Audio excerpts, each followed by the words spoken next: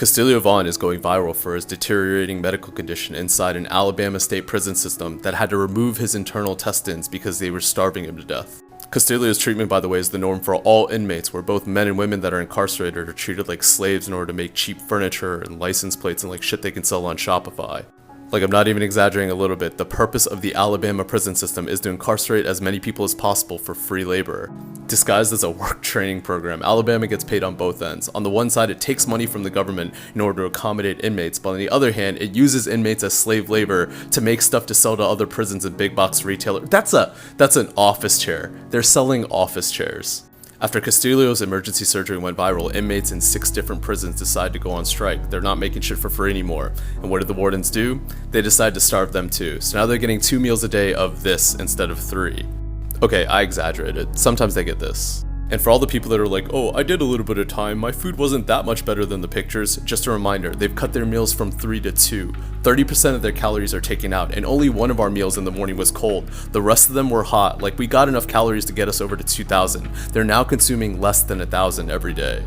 Like, for fuck's sake, that's just the ends of the bread. Families of inmates have noticed the deteriorating health conditions of their loved ones, and when they complained, this is how the state responded. Canceling all inmate visitation this weekend and are urging prisoners to update their loved ones with the change. Well, the prisoner stoppages actually are taking place at about half a dozen men's prisons across Alabama. Yesterday, the Department of Corrections announced it is also limiting the number of daily meals for inmates to 2. It claims both the meal limits and visitation cancellation are not retaliation for the strike, but a byproduct of not having enough staff to handle those services without the necessary inmate workers. Translation: we depend on slave labor so that we can use the profits to hire people to feed them.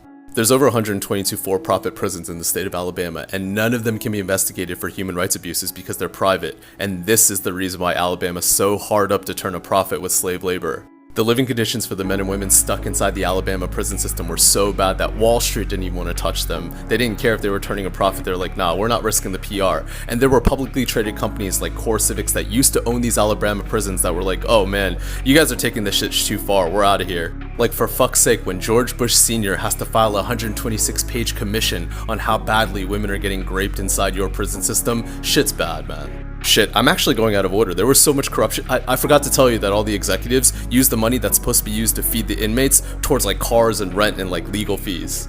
Here, just to close out on how Alabama is codependent on slave labor and overcrowding their prisons, they use the COVID relief funds that they got from 2021 to build 2 new prisons because Wall Street backed out of building them.